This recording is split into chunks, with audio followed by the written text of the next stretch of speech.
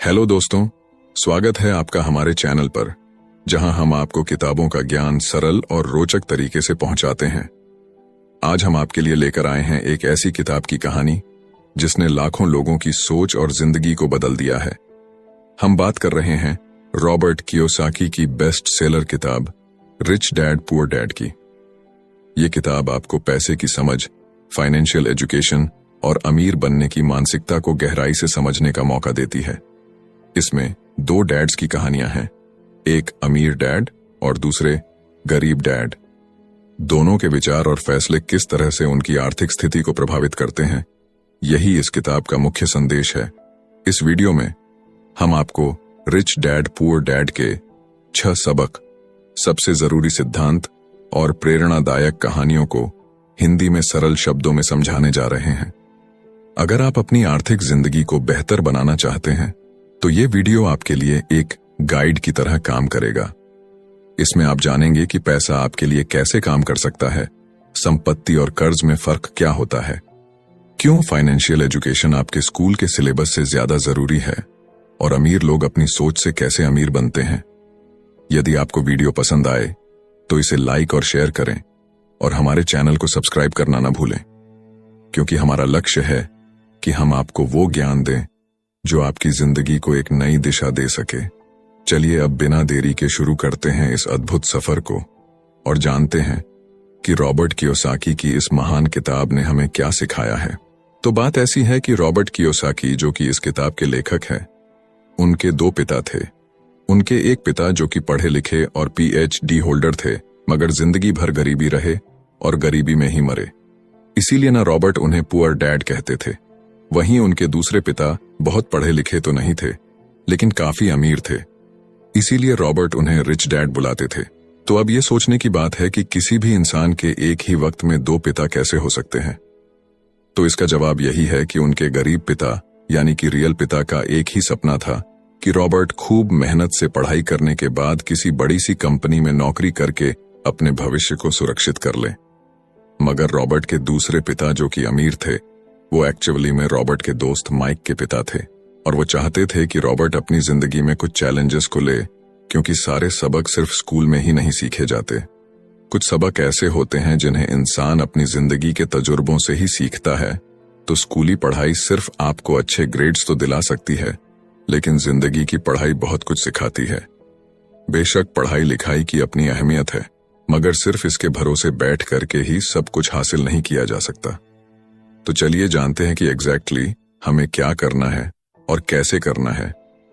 उसके लिए पहला सबक कहता है कि अमीर लोग पैसे के लिए काम नहीं करते। सुनने में थोड़ा अजीब है, लेकिन इस लाइन को समझने के लिए ये कहानी आपकी काफी मदद करेगी। तो होता ऐसा है कि एक आदमी था जिसके पास एक गड्ढा था। जब भी उसे अपने गड्ढे से कुछ मेहनत करवानी होती थी तो वो एक गाजर को उसके सामने लटका देता था।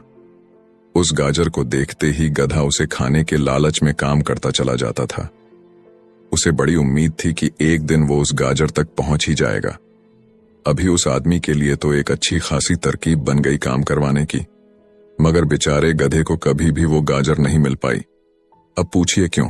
क्योंकि वो गाजर बस एक छलावा है। बहुत से लोग ठीक उस गधे की तरह ही होते हैं। वो मेहनत पर मेहनत के लिए चले जाते हैं, इस उम्मीद में कि एक दिन वो अमीर बन जाएंगे, मगर पैसा उनके लिए महज एक सपना बन के रह जाता है। इस सपने के पीछे भागने से आप उस तक कभी नहीं पहुंच सकते। तो पैसे के लिए काम करने की बजाय पैसे को अपने लिए काम करने दीजिए। जब आप अमीर बनना चाहते हैं तो सिर्फ पैसे कमाने के लिए काम ना करें, क्योंकि जिस तरीके से हम अमीर बनने की राह में कदम बढ़ाते हैं, हमारा डर और लालच हम पर हावी होने लगता है कि कहीं हम गरीब के गरीब ही ना रह जाएं। बस इसी डर से हम और ज्यादा मेहनत करने में जुट जाते हैं। फिर हमारा लालच हम पर हावी होने लगता है। हम उन सारी खूबसूरत चीजों की कल्पना करने लगते हैं जो पैसे से हासिल की जा सकती हैं। अब यही डर और लालच हमें ऐसे चक्कर में उलझा देता है जो कि कभी भी खत्म नहीं होता। तो हम अब और मेहनत करते हैं कि और ज्यादा कमा सके, और फिर हमारा खर्च भी उसी हिसाब से बढ़ने लगता है। तो इसी को अमीर डैड राइट रेस कहते हैं। अब इसका नतीजा ये हुआ कि हम पैसे कमाने के लिए हद से ज्यादा मेहनत करते हैं, खर्च करते हैं, और ये एक ट्रैप है। यानी कि ये एक जाल है और आपको लालच और डर का ये ट्रैप अवॉइड करना है, क्योंकि हम में से ज्यादातर लोग जो अमीर होना चाहते हैं वो इसी ट्रैप का शिकार हो जाते हैं। तो पैसे के पीछे मत भागिए, बल्कि पैसे को अपने पीछे भागने के लिए मजबूर कर दीजिए। आपकी नौकरी लगी है तो आप काम पर यह सोच करके मत जाइए कि हर महीने आपको एक पे चेक लेना है, क्योंकि वो पे चेक आपके सारे बिल्स मुश्किल से ही भर पाता है। वैसे ये हर महीने की कहानी बन जाती है। फिर तंग आकर के आप कोई दूसरी नौकरी ढूंढ करके और ज्यादा मेहनत करने लगते हैं, लेकिन तब भी आप पैसे के लिए ही काम कर रहे होते हैं, और यही वजह है कि आप कभी भी अमीर नहीं बन पाते। सच का सामना कीजिए। आपकी जवाबदेही खुद के लिए है, ना कि दूसरों के लिए। तो आपके जो भी सवाल है वो आप खुद से पूछिए, क्योंकि उनका जवाब सिर्फ आपके ही पास है।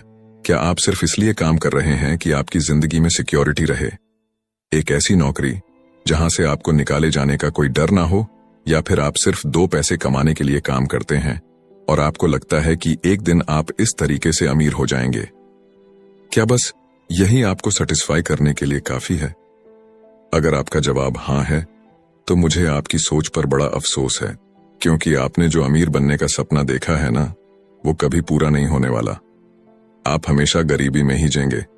लेकिन अगर आपका जवाब ना है, तो आपका पहला कदम यह होगा कि सबसे पहले आप अपने मन से डर को हटा दीजिए, क्योंकि ज्यादा पैसा ना कमा पाने का डर और लालची आपको बगैर सोचे समझे काम करने के लिए मजबूर करता है, और हमारा यही कदम हमें नाकामयाबी की तरफ धकेलता है।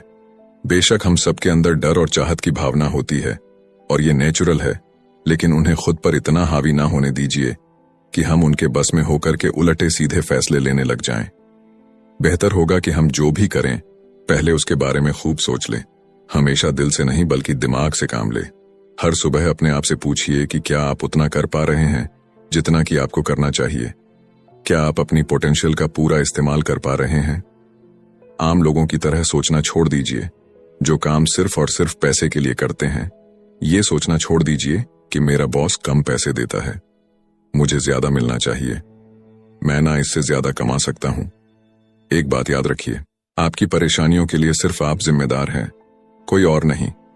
बॉस अगर आपकी सैलरी को नहीं बढ़ा रहा है तो उसे इल्जाम मत दीजिए। जब आप खुद की प्रॉब्लम्स की जिम्मेदारी लेते हैं तो सिर्फ आप ही उसका हल निकाल सकते हैं। और यही वो पहला सबक और पहला प्रिंसिपल है जो कि आमिर डैड ने रॉबर्ट को सिखाया। इस सबक का एक पार्ट ये भी था कि अमीर डैड ने उन्हें एक कन्वीनियंस स्टोर में काम करने पर लगा दिया। उन्हें इस काम के कोई पैसे नहीं मिले, वो बस काम करते रहे, और इसका फायदा ये हुआ कि वो अपने दिल से काम में लगे रहे, और इस दौरान कई नए आइडियाज उनके दिमाग में आते रहे। पैसे को अपने पीछे कैसे भगाया जाए, इस बारे में उन्हें कई विचार मिले। उन्होंने देखा कि उस स्टोर की क्लर्क कॉमिक्स बुक के फ्रंट पेज को 2 हिस्सों में फाड़ देती थी। आधा हिस्सा वो रख लेती और आधा हिस्सा फेंक देती थी, तो देर शाम में स्टोर में एक डिस्ट्रीब्यूटर आया करता था। वो कॉमिक्स बुक्स के ऊपरी आधे हिस्से को क्रेडिट के लिए लेता, पर बदले में नई कॉमिक्स बुक्स दे जाया करता। तो एक दिन उन्होंने उस डिस्ट्रीब्यूटर से पूछा कि क्या वो पुरानी कॉमिक्स बुक्स ले सकते हैं। वो इस शर्त पर मान गया कि वो उन कॉमिक्स को बेचेंगे नहीं। ये उनके दिमाग में बिजनेस का एक नया आइडिया था। उन्होंने वो पुरानी कॉमिक्स बुक्स अपने दोस्तों और बाकी बच्चों को पढ़ने के लिए किराए पर देनी शुरू कर दी। बदले में वो हर किताब का 10 सेंट किराया वसूल करते थे। हर किताब सिर्फ 2 घंटे के हिसाब से पढ़ने के लिए दी जाती थी, तो असल मायनों में वो उन्हें बेच नहीं रहे थे। उन्हें उस गैराज पर काम भी नहीं करना पड़ा जहां से वो कॉमिक्स किराए पर देते थे।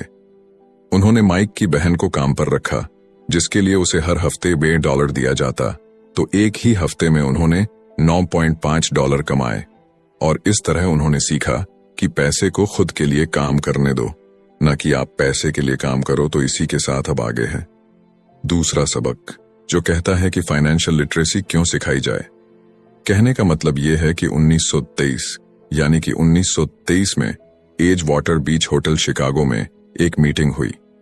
दुनिया के बहुत से लीडर और बहुत ही अमीर बिजनेसमैन इस मीटिंग का हिस्सा बने। इनमें से थे एक बहुत ही बड़ी स्टील कंपनी के मालिक चार्ल्स शवाब और सैमुअल इंसुल, जो कि उस वक्त की लार्जेस्ट यूटिलिटी प्रेसिडेंट थे, और बाकी कई और भी बड़े बिजनेसमैन। तो इस मीटिंग के 25 साल बाद इनमें से कई लोग गरीबी से मरे, कुछ ने खुदकुशी कर ली, और भी कईयों ने तो अपना दिमागी संतुलन तक खो दिया था। तो असल बात यह है कि लोग पैसे कमाने में इतने मशगूल हो जाते हैं कि वो ये खास बात सीखना भूल जाते हैं कि पैसे को रखा कैसा जाए। आप चाहे जितना मर्जी पैसा कमा लें, उसे बनाए रखना असली बात है। और अगर ये हुनर आपने सीख लिया तो अब किसी भी आड़े टेढ़े हालात, जो अक्सर कहा जाता है कि कोई इमरजेंसी आ गई या कोई अड्डी आ गई या कोई बुरा वक्त आ गया, तो आप उसका सामना आसानी से कर लेंगे। या हो सकता है कि अगर आप ठीक तरीके से प्लानिंग करें तो बुरा वक्त आए ही ना। वैसे लॉटरी में मिलियन जीतने वाले लोग कुछ सालों तक तो मजे से जीते हैं, मगर फिर वापस उसी पुराने हालात में पहुंच जाते हैं। तो अधिकतर लोगों के सवाल होते हैं कि अमीर कैसे बने या अमीर बनने के लिए क्या करें। इन सवालों के जवाब से अधिकतर लोगों को निराशा ही होती है, मगर इसका सही जवाब होगा कि पहले आप फाइनेंशियल लिटरेट बनना सीखें।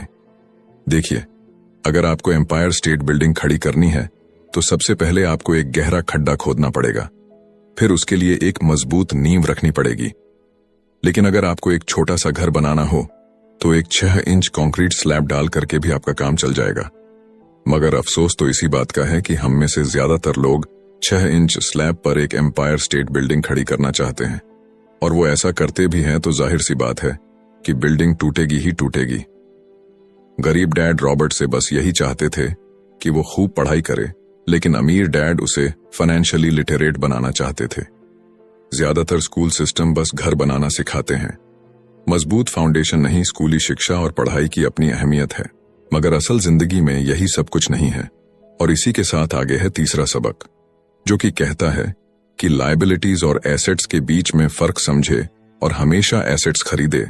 वैसे सुनने में ये बड़ी आसान सी बात लगती है ना, लेकिन यही एक नियम है जो आपको अमीर बनाने में मदद करेगा। अक्सर गरीब और मिडिल क्लास लोग लायबिलिटीज को यानी कि जिम्मेदारियों को एसेट्स समझ लेते हैं, यानी कि अपनी संपत्ति समझ लेते हैं। मगर अमीर जानता है कि असल में एसेट्स होते क्या हैं, और वो वही खरीदता है अमीर डैड। किस यानी कि KISS किस प्रिंसिपल में यकीन रखते हैं, जिसका मतलब है कीप इट सिंपल स्टूपिड। उन्होंने लेखक और उसके दोस्त माइक को यही सिंपल बात सिखाई, जिसकी बदौलत वो इतनी मजबूत फाउंडेशन रखने में कामयाब रहे। इसी की यही सिंपल बात है कि लायबिलिटीज यानी कि अपनी जिम्मेदारियों और एसेट्स यानी कि संपत्ति के बीच में फर्क को समझे और एसेट्स खरीदे। लेकिन अगर ये इतना ही सिंपल है तो हर आदमी अमीर होता है ना। मगर यहाँ पर मामला उल्टा है। ये एक्चुअली में इतना सिंपल है कि हर कोई इस बारे में सोचता तक नहीं है। लोगों को लगता है कि उन्हें लायबिलिटीज और एसेट्स के बीच में फर्क पता है, मगर उन्हें सिर्फ लिटरेसी के बारे में मालूम है, फाइनेंशियल लिटरेसी के बारे में नहीं। मतलब ये कि इनकम स्टेटमेंट को प्रॉफिट और लॉस का स्टेटमेंट मानकर चलना चाहिए। इसका सिंपल सा मतलब है कि इनकम यानी कि आपके पास कितना पैसा आया, और एक्सपेंस यानी कि आपके पास से कितना पैसा खर्च हुआ। बैलेंस शीट एसेट्स और लायबिलिटीज के बीच बैलेंस बताती है। बहुत से पढ़े लिखे अकाउंटेंट को भी ये पता नहीं होता है कि आखिर बैलेंस शीट और इनकम स्टेटमेंट कैसे एक दूसरे से जुड़े हैं। और अगर हम इस बात को समझना चाहें तो एसेट्स वो चीजें होती हैं जो आपके लिए पैसे कमाने का काम करती हैं।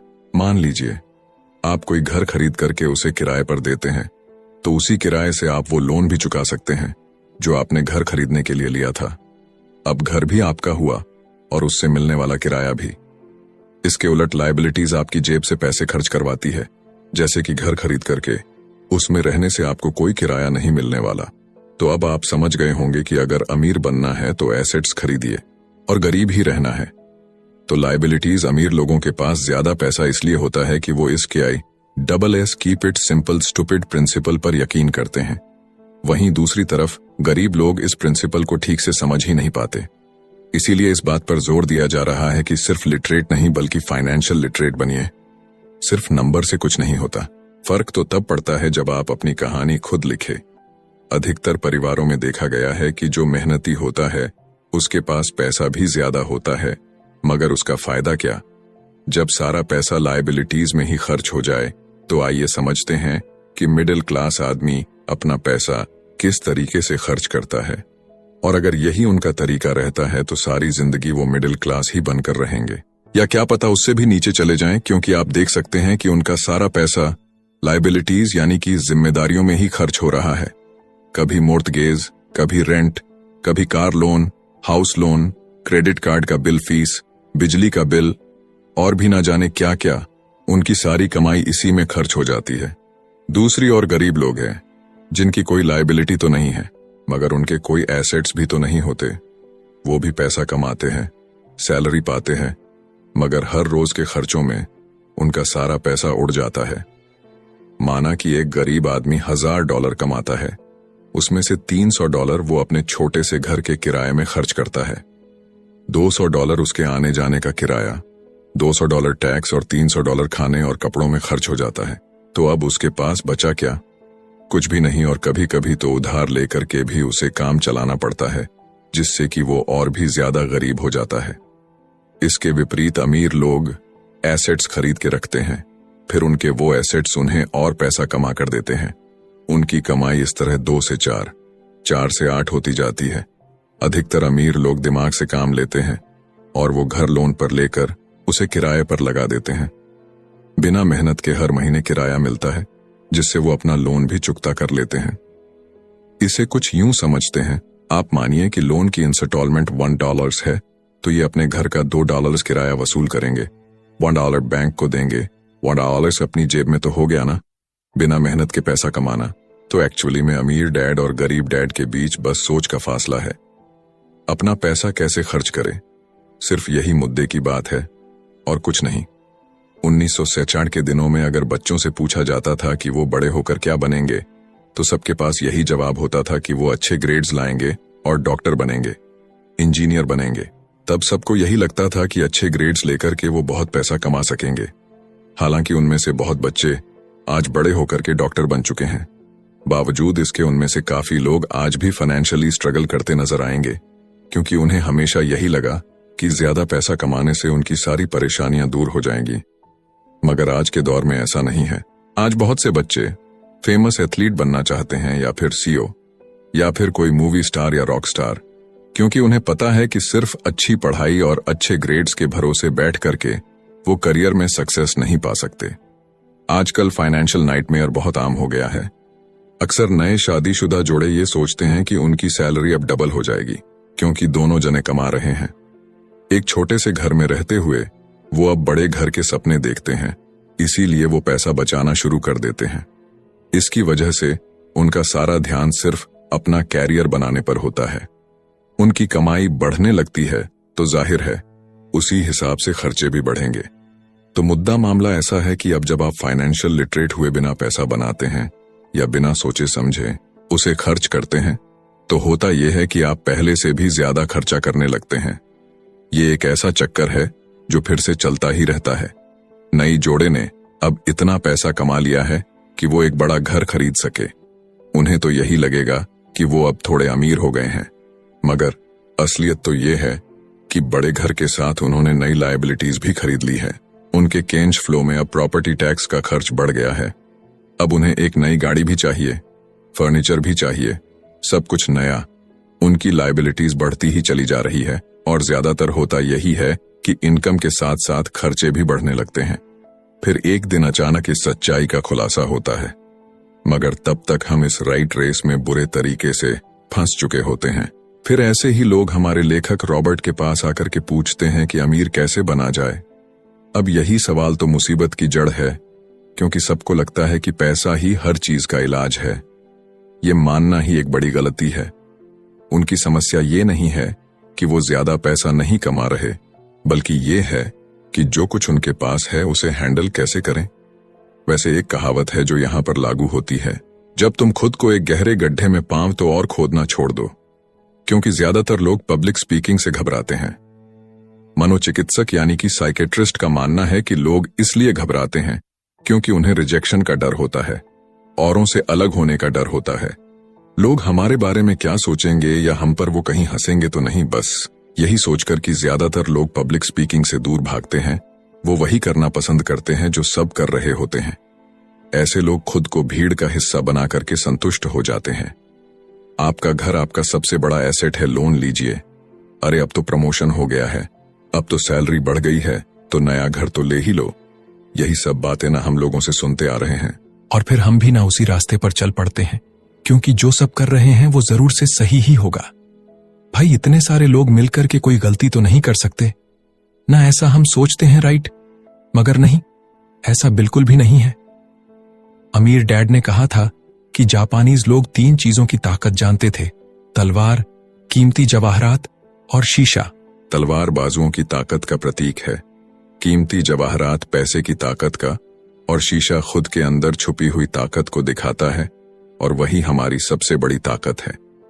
जब आप खुद को जानते हैं शीशे के सामने, अगर आप खुद से सवाल पूछ सकते हैं कि मैं सही हूं या मुझे भी भीड़ का हिस्सा बनकर रहना चाहिए, तो जो जवाब आपको मिलेगा बस वही आपकी असली ताकत है।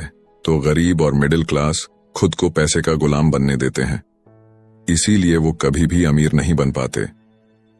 16 साल के रॉबर्ट और माइक अमीर डैड के साथ हर उस मीटिंग में जाया करते थे जो वो अपने अकाउंटेंट, मैनेजर्स, इन्वेस्टर और एम्प्लॉयज के साथ रखा करते। यहां एक ऐसे अमीर डैड देखने को मिलते हैं जो पढ़े लिखे नहीं हैं, जिन्होंने 13 साल में ही स्कूल छोड़ दिया था, मगर आज वो मीटिंग कर सकते हैं और अपने नीचे काम करने वाले पढ़े लिखे लोगों को ऑर्डर देते हैं, उन्हें बिजनेस के टिप्स समझाते हैं।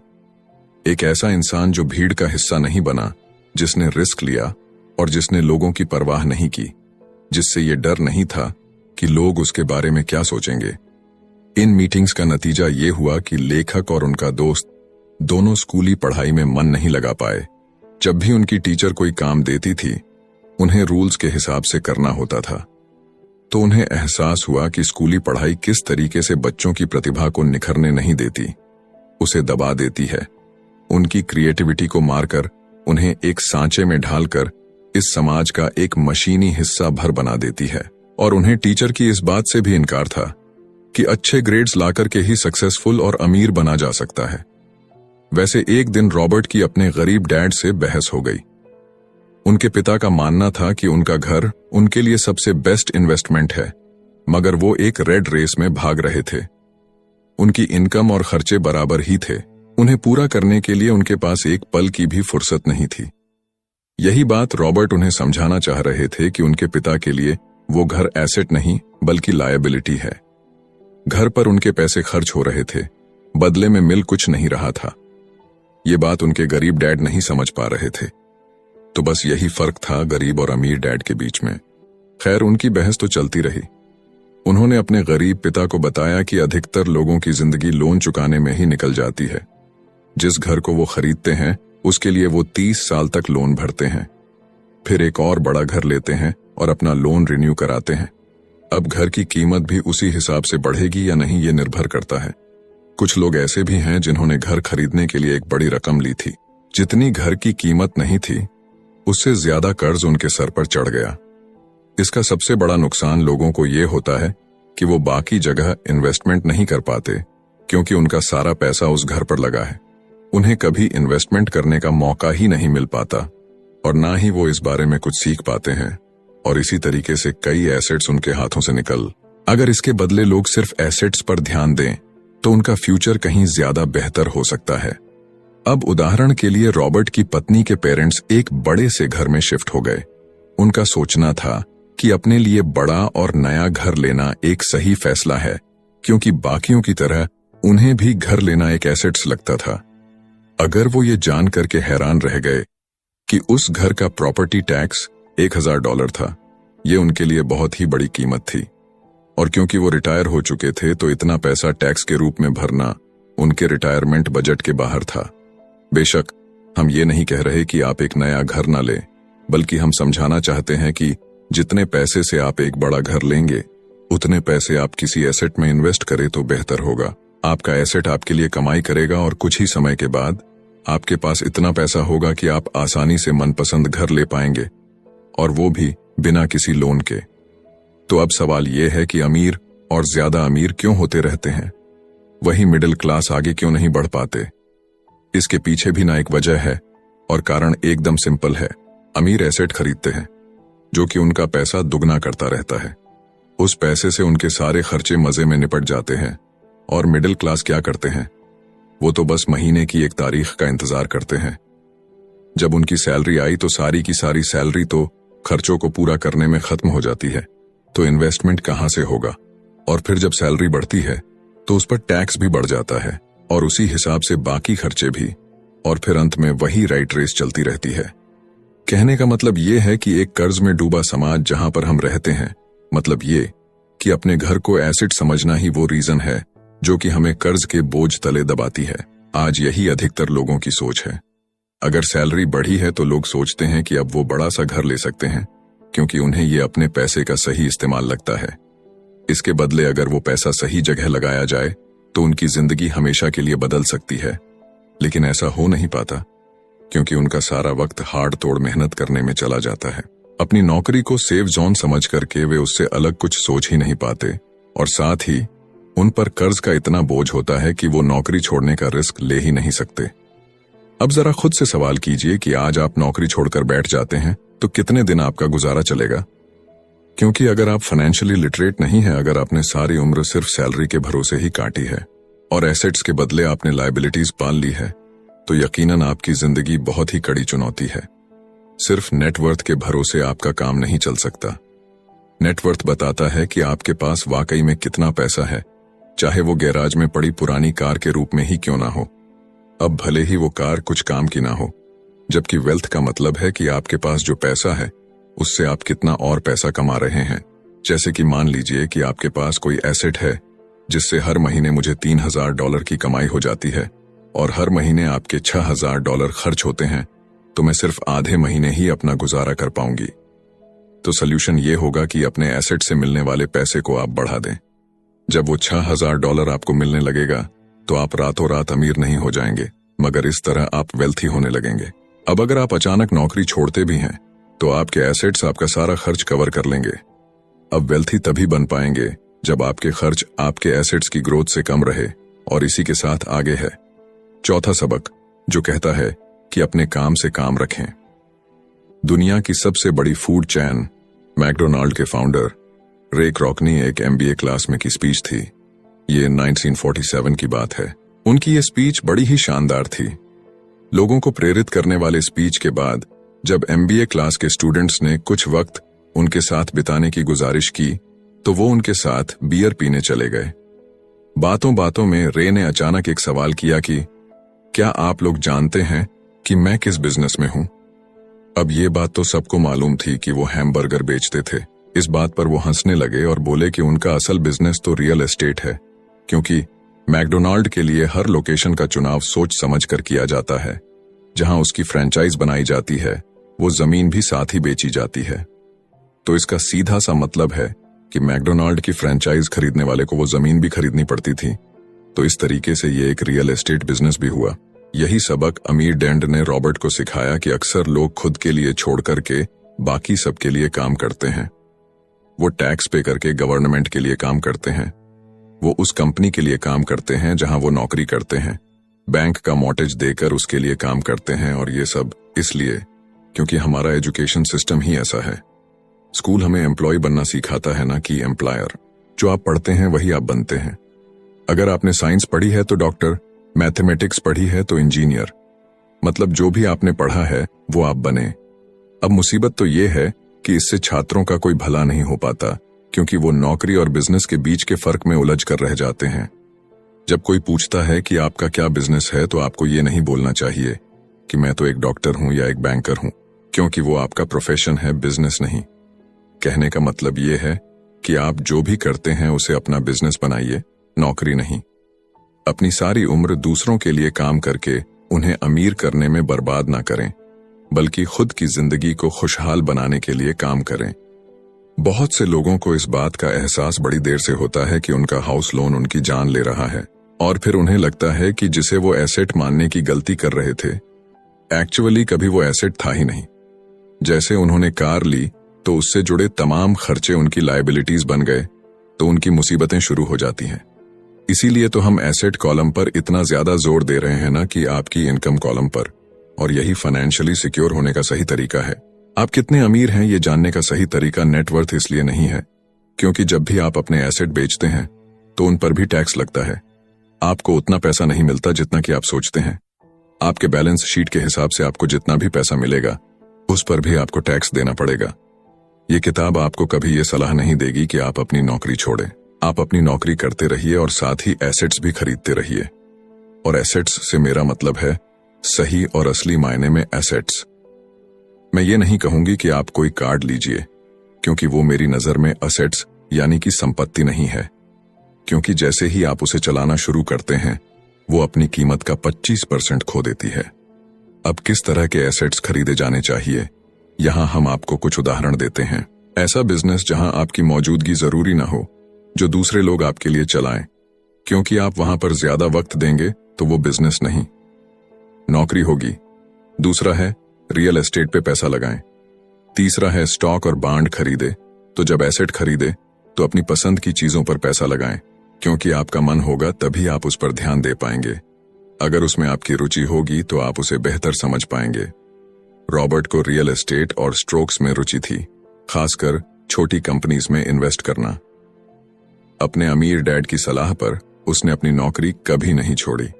वो जॉब करता रहा, साथ ही अपने एसेट कॉलम को बड़ा और मजबूत बनाता चला गया। एक पैसा भी जो आप कमाते हैं उसे बेकार न जाने दें। अपने पैसे को अपना गुलाम मानकर चलिए, जो कि आपके लिए काम करे। आप लग्जरी खरीदना चाहते हैं, शौक से खरीदे, कोई बड़ी बात नहीं, मगर ये ना भूले कि अमीर और मिडिल क्लास में यही सोच का फर्क है। जहां मिडिल क्लास पैसा आते ही पहले लग्जरी में खर्च करेगा, वहीं अमीर आदमी उसे अंत में खरीदेगा। और इतना समझ लेने के बाद अब अगले सबक में आप अमीर लोगों के सबसे बड़े सीक्रेट के बारे में जानेंगे। तो 5वां सबक कहता है कि अमीर पैसा इन्वेंट करते हैं। अलेक्जेंडर ग्राहम बेल ने टेलीफोन इन्वेंट करने के बाद उसे पेटेंट कर दिया था। इनका बिजनेस बढ़ा और संभालने में मुश्किल होने लगी तो वो वेस्टर्न यूनियन गए और उन्हें अपना पेटेंट और छोटी सी कंपनी $1,00,000 में बेचने की पेशकश की। उस वक्त की वेस्टर्न यूनियन के प्रेसिडेंट ने पेशकश को ठुकरा दिया। उन्हें ये दाम कुछ ज्यादा ही लग रहे थे और फिर उसके बाद एक बड़ी कंपनी AT&T का जन्म हुआ। रॉबर्ट 1984 से प्रोफेशनल तौर पर पढ़ा रहे हैं।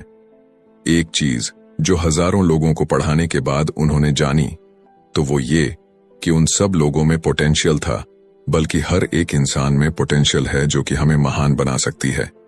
इसके बावजूद जो हमें रोकता है वो है खुद पर डाउट रखना। स्कूल छोड़ने के बाद हमें पता चलता है कि जिंदगी में आगे बढ़ने के लिए सिर्फ ग्रेड्स ही काफी नहीं होते। जैसे सिर्फ स्मार्ट लोग ही आगे नहीं बढ़ते, बल्कि वे बढ़ते हैं जो कि बोल्ड भी होते हैं। ये सच है कि फाइनेंशियल जीनियस होने के लिए इसकी नॉलेज भी होनी चाहिए, मगर साथ ही हिम्मत और बोल्डनेस भी चाहिए। ज्यादातर लोग पैसे के मामले में कोई रिस्क नहीं लेना चाहते, मगर अमीर होने के लिए आपको रिस्क लेने ही पड़ेंगे, क्योंकि हो सकता है कि आने वाले सालों में एक नया बिल गेट्स पैदा हो या अगला अलेक्जेंडर और बाकी शायद दिवालिया बनकर गरीब हो जाए। अब ये आपकी मर्जी है, आप इनमें से क्या बनना चाहते हैं। अगर आप अपना फाइनेंशियल IQ बढ़ाते हैं तो बहुत कुछ हासिल कर सकते हैं, और अगर नहीं तो आने वाले साल और भी डरावने हो सकते हैं, क्योंकि हर पुराना जाता है तो नया आता है। तो जो आज है वही सबसे खुशहाल वक्त है। आज के दौर में लोग ज्यादा फाइनेंशियली स्ट्रगल कर रहे हैं क्योंकि उनकी सोच अभी भी पुरानी है। फिर वे अपनी गलती ना मानकर या तो अपने बॉस को इल्जाम देंगे या नई टेक्नोलॉजी को। जो कभी कल के दौर में एसेट था वही आज लायबिलिटी बन चुका है, तो आपको अपडेट रहने की जरूरत है। रॉबर्ट ने एक गेम डिजाइन किया जिसे वो कींच फ्लो कहते हैं। ये लोगों को सिखाता है कि पैसा कैसे काम करता है, अमीर बनने की राह क्या है और राइट रेस से बाहर कैसे निकले। ये सारी चीजें इस गेम से समझाने की कोशिश की गई है। एक दिन एक औरत आई। गेम खेलने के दौरान उसने एक बोर्ड कार्ड जीता, जिसका मतलब था कि उसने उस गेम में एक बोर्ड जीती। वो औरत बड़ी खुश हुई, मगर जब उसे पता चला कि वोट लेने के लिए तो उसे एक बड़ी रकम टैक्स भरनी होगी, तो उसकी खुशी गायब हो गई। वो वोट उसके लिए अब एसेट नहीं बल्कि लायबिलिटी बन गई। उसे पता चला कि ऐसे तो ये वोट उसकी जान ही ले लेगी। उसे ये आइडिया समझ में ही नहीं आया और रिफंड की मांग की। उसे उसके पैसे वापस मिल गए और वो चली गई, मगर बाद में उसने फोन करके बताया कि उसे अब गेम का आइडिया कुछ समझ में आने लगा था। वो उस गेम से अपनी लाइफ को जोड़ करके देख पा रही थी। पैसा कैसे काम करता है, इस बात को समझ ना पाने की वजह से उसका गुस्सा जायज था। हम भी अक्सर यही करते हैं। जो बात हमारी समझ से परे होती है उस पर गुस्सा आता है और हम जिंदगी की हर परेशानी के लिए उसे ब्लामे करना शुरू कर देते हैं। मगर अगर ठंडे दिमाग से सोचे तो ये तरीका एकदम गलत होगा। बेहतर होगा कि हम उन्हें समझने की कोशिश करें तो गेम ऑफ लाइफ जीत सकते हैं। बहुत से लोग कैश फ्लो गेम में खूब पैसा जीतते हैं, फिर उन्हें समझ ही नहीं आता कि उस पैसे का क्या करें, तो वो हैरान होने लगते हैं। इसकी वजह है उनकी पुरानी सोच जो आगे नहीं बढ़ने देती, और फिर वो बाद में सारा पैसा ही हार बैठते हैं। कुछ लोग कहते हैं कि वे हार गए क्योंकि उनके पास सही पत्ते नहीं थे। बहुत से लोग इस तरह जिंदगी में सही मौकों की तलाश में बैठे रहते हैं। कुछ लोग तो सही मौका मिलता भी है तो उसका फायदा नहीं उठा पाते क्योंकि वो कहेंगे कि उनके पास पैसा ही नहीं था। अब कुछ ऐसे भी होते हैं जिन्हें पैसा और मौका दोनों मिले, फिर भी वो कुछ हासिल नहीं कर पाए क्योंकि एक्चुअली में वो समझ ही नहीं पाए कि ये एक अपॉर्चुनिटी है। फाइनेंशियल इंटेलिजेंस का मतलब है कि आप पैसे को लेकर कितने क्रिएटिव हो सकते हैं। अगर आपको मौका मिलता है तो बगैर पैसे के आप क्या करेंगे, और अगर पैसा है मगर मौका नहीं तो उस सूरत में आप क्या करेंगे। ये सब आपकी फाइनेंशियल इंटेलिजेंस पर निर्भर करता है। ज्यादातर लोग इस बात का एक ही सॉल्यूशन जानते हैं कि खूब मेहनत करके खूब पैसा कमाया जाए, लेकिन आपको सीखना है कि अपने लिए मौका कैसे पैदा किया जाए, न कि उसके इंतजार में बैठे रहे। सबसे खास बात अमीरों की जो है वो ये है कि उन्हें पता है कि पैसा असली चीज नहीं है। असली चीज है इसका सही मतलब जानना, ये जान लेना कि जो हमें चाहिए वो हम इससे बना सकते हैं। हमारा दिमाग हमारे लिए सबसे बड़ा एसेट होता है। यही हमें सुपर रिच बना सकता है या सुपर पुअर, निर्भर करता है कि हम कैसे इसका इस्तेमाल करें। जो लोग सफल हैं उनके साथ कदम मिलाकर चलना है, तो आपको ये सीखना पड़ेगा कि पैसा बढ़ाने की चाहत को खुद के अंदर कैसे पैदा करें। आपको अपने सबसे बड़े एसेट यानी कि आपके दिमाग को इन्वेस्ट करने की जरूरत है। आपको फाइनेंशियली इंटेलिजेंट होना पड़ेगा। तो आइए इसे हम समझते हैं एक उदाहरण से। 1990 के दशक में एरिजोना और फिनिक्स के आर्थिक हालात बुरे चल रहे थे। वहां के लोगों को हर महीने $100 बचाने की सलाह दी जा रही थी। बुरे वक्त के लिए पैसा बचाने का विचार कुछ हद तक सही भी है, मगर उस पैसे का क्या फायदा जो आप जमा करते जाते हैं। इससे तो अच्छा है कि उनका कुछ हिस्सा इन्वेस्ट किया जाए जो कि आगे चलकर आपको फायदा दे। खैर, बात करते हैं एरिजोना और फेनिक्स के लोगों की जो आर्थिक तंगी झेल रहे थे। ऐसे में इन्वेस्टर को ये एक बढ़िया मौका लगा। लोग जो अपनी प्रॉपर्टी अपने पौने दामों में बेच रहे थे उसे कई इन्वेस्टर्स ने हाथों हाथ खरीद लिया। रॉबर्ट ने भी $75,000 की कीमत वाला एक घर सिर्फ $20,000 में खरीद लिया। इसके बाद उन्होंने अर्तोनी के ऑफिस में एक ऐड दिया, $75,000 वाला घर सिर्फ $60,000 में। बस इसे लेने के लिए ग्राहक टूट पड़े। रॉबर्ट का फोन बजना बंद ही नहीं हो रहा था कि ये पैसा उनको उस एसेट से मिलने जा रहा था जो उन्होंने प्राइमरी नोट के रूप में ग्राहक से लिया था, और उन्हें ये पैसा कमाने में केवल 5 घंटे लगे। उन्होंने जो $40,000 इन्वेंट करे वो उनके एसेट कॉलम से क्रिएट हुए थे, और बगैर टैक्स के उन्होंने अचानक ही मिले एक मौके का फायदा उठाकर ये पैसा क्रिएट अपने इनकम कॉलम में ऐड कर लिए। कुछ सालों के बाद ही उनके इस बिजनेस ने इतना पैसा क्रिएट किया कि उनकी कंपनी की कार, गैस, इंश्योरेंस, क्लाइंट के साथ डिनर ट्रिप और बाकी चीजें सब कवर हो गईं। जब तक गवर्नमेंट उन खर्चों पर टैक्स लगाती, इनमें से ज्यादातर चीजें प्री टैक्स एक्सपेंसेस में खर्च हो चुकी थीं। कुछ सालों के बाद ही जो घर $60,000 में बिका था अब वो $1,10,000 का था। अभी भी उनके पास कुछ मौके थे, मगर वो इतने कम थे कि उनके लिए रॉबर्ट को एक वैल्यूएबल एसेट लगाना पड़ता, और अपना वक्त भी तो वो आगे बढ़ गए। उन्हें अब नए मौकों की तलाश करनी थी। अब आप एक सवाल खुद से कीजिए, मेहनत करना भी बहुत मेहनत का काम है। 50% टैक्स भरिए और बाकी बचाइए। अब वो सेविंग्स आपको 5% इंटरेस्ट देगी, और फिर उस पर भी आप और टैक्स भरे। इससे तो अच्छा होगा कि आप अपना पैसा और टाइम अपने सबसे पावरफुल एसेट यानी कि अपने दिमाग पर इन्वेस्ट करें और फाइनेंशियली इंटेलिजेंट बने। ये दुनिया कभी भी एक सी नहीं रहती, जो आज या कल नहीं होगा। कभी मंदी तो कभी तेजी का दौर चलता रहेगा। वक्त के साथ टेक्नोलॉजी और भी बेहतर होती जाएगी। आज मार्केट ऊपर है तो कल नीचे होगा। खासकर स्टॉक मार्केट तो हर रोज बदलता है, मगर इससे आपको क्या फर्क पड़ेगा? अगर आप फाइनेंशियली इंटेलिजेंट है तो क्योंकि आप तो हर हालात के लिए तैयार रहेंगे। आपको जिंदगी में बेशुमार मौके मिलेंगे जहां पर आप अपनी फाइनेंशियल इंटेलिजेंट का फायदा उठा सकते हैं। जरूरत है तो बस उन मौकों को लपकने की। अमूमन हम दो तरह के इन्वेस्टर देख सकते हैं। पहले वो जो पैकेज इन्वेस्टमेंट खरीदते हैं, और ये काफी आसान और बगैर झंझट का काम है। दूसरे इन्वेस्टर अपने लिए खुद ही इन्वेस्टमेंट क्रिएट करते हैं। इनको आप प्रोफेशनल भी कह सकते हैं। जितना ये इन्वेस्ट करते हैं उससे कई गुना ज्यादा पैसा बना लेते हैं। अब अगर आप इस तरह के इन्वेस्टर बनना चाहते हैं तो आपको खास तौर पर इन 3 स्किल्स को समझने की जरूरत है। पहली, ऐसी अपॉर्चुनिटी ढूंढिए जो कि बाकी न ढूंढ सके। याद रहे कि आपका दिमाग वो देख सकता है जो बाकियों की आंखें भी नहीं देख पाए। दूसरा है, पैसा बढ़ाइए। जब पैसे की जरूरत पड़े तो मिडिल क्लास केवल बैंक जाता है, मगर दूसरे टाइप के इन्वेस्टर पैसा बढ़ाकर के कैपिटल रेस करते हैं। उन्हें हमेशा बैंक की जरूरत नहीं पड़ती। और आगे ये तीसरा, स्मार्ट लोगों को ऑर्गेनाइज कीजिए। इंटेलिजेंट लोग वो होते हैं जो अपने से ज्यादा स्मार्ट लोगों के साथ मिलकर के काम करते हैं। इसीलिए इन्वेस्ट करने से पहले अपने इन्वेस्टमेंट एडवाइजर को चुनें। मुझे मालूम है कि यह सब आपके लिए कुछ ज्यादा है, मगर इसके रिवॉर्ड्स तो बड़े ही शानदार हैं। जिंदगी में रिस्क बहुत है, लेकिन उन्हें हैंडल करना सीख करके ही आप अमीर बन पाएंगे। और इसी के साथ आगे है छंटवा सबक, सीखने के लिए काम करें, पैसे के लिए नहीं। तो बात ऐसी है कि एक बार एक जर्नलिस्ट ने रॉबर्ट का इंटरव्यू लिया था। रॉबर्ट उसके आर्टिकल पहले भी पढ़ चुके थे और उस जर्नलिस्ट के लिखने के स्टाइल से बहुत ही प्रभावित थे। इंटरव्यू जब पूरा हुआ तो उस जर्नलिस्ट ने रॉबर्ट को बताया कि वो एक मशहूर लेखिका बनकर उनकी ही तरह एक दिन फेमस होना चाहती है। तो रॉबर्ट ने उनसे पूछा, तो ऐसा क्या है जो उन्हें मशहूर होने से रोक रहा है? इस सवाल के जवाब में उस जर्नलिस्ट ने कहा, उनकी जॉब आगे नहीं बढ़ पा रही है। इस पर रॉबर्ट ने सुझाव दिया कि उस जर्नलिस्ट को कोई सेल्स क्लास ज्वाइन कर लेनी चाहिए। जर्नलिस्ट ने बताया कि उनकी एक दोस्त उन्हें पहले ही ये ऑफर दे चुकी है, मगर उन्हें ये छोटा काम लगता है।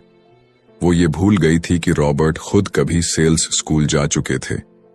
तो इस बात का पॉइंट ये है कि अगर आपके पास कोई टैलेंट है जिसके दम पर आप कुछ पैसा कमाना चाहते हैं, तो आपका टैलेंट काफी नहीं होगा, क्योंकि उस टैलेंट को कैसे भुनाया जाए जब तक आप ये बात नहीं जानते, आपका टैलेंट यूं ही बेकार है। जब तक आप उसे लोगों के सामने पेश करने का हुनर नहीं सीख जाते, आप कुछ नहीं कमा सकते। तो बेचने की कला सीखने में कोई शर्म की बात नहीं है। किसी भी सेल्समैन को इसके लिए शर्मिंदा नहीं होना चाहिए। एक तो सबसे बड़ा फर्क अमीर डैड और गरीब डैड के बीच में था, वो ये है कि गरीब डैड हमेशा नौकरी की चिंता करते थे कि जॉब हमेशा सिक्योर रहे, क्योंकि एक सेफ जॉब ही उनके लिए सब कुछ थी। जबकि अमीर डैड हमेशा सिर्फ और सिर्फ कुछ सीखने पर जोर देते थे। अमीर बनने के लिए आपको बहुत कुछ सीखना पड़ेगा। इसके अलग पहलू को देखें तो स्कूल हमें रिवॉर्ड करते हैं किसी एक ही खास चीज में महारत के लिए। इसका एक उदाहरण देखिए, जब डॉक्टर मास्टर की डिग्री लेते हैं तो उसके बाद किसी एक स्पेशल फील्ड में डॉक्टरेट करते हैं, जैसे कि पीडियाट्रिक या कुछ और, मतलब एक छोटे से विषय पर उन्हें बहुत पढ़ना पड़ता है उस फील्ड में महारत के लिए, और यही उनका रिवॉर्ड होता है।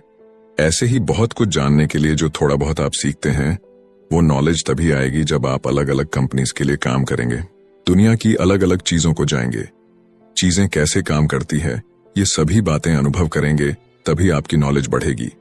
शायद यही वजह थी कि अमीर डैड छोटे रॉबर्ट और माइक को अपने साथ लेकर जाते थे जब वे अपने डॉक्टर, अकाउंटेंट्स, लॉयर या किसी प्रोफेशनल से मिलने जाते। जब रॉबर्ट ने मैरिन कॉर्प्स ज्वाइन करने के लिए अपनी हाई पेइंग जॉब छोड़ी, तो उसके गरीब मगर पढ़े लिखे पिता समझ नहीं पा रहे थे कि रॉबर्ट ने ऐसी शानदार नौकरी क्यों छोड़ी। वे गलत तरह से इस फैसले से सख्त निराश हुए। रॉबर्ट ने उन्हें समझाने की हर मुमकिन कोशिश की कि उनका ऐसा करना क्यों जरूरी था, मगर उन्हें तो ये बात हजम ही नहीं हो रही थी। रॉबर्ट ने उन्हें कहा कि वो सीखना चाहते हैं कि खुले आसमान में कैसे उड़े। उन्हें जानना था कि वर्कर्स की टीम को कैसे हैंडल किया जाए।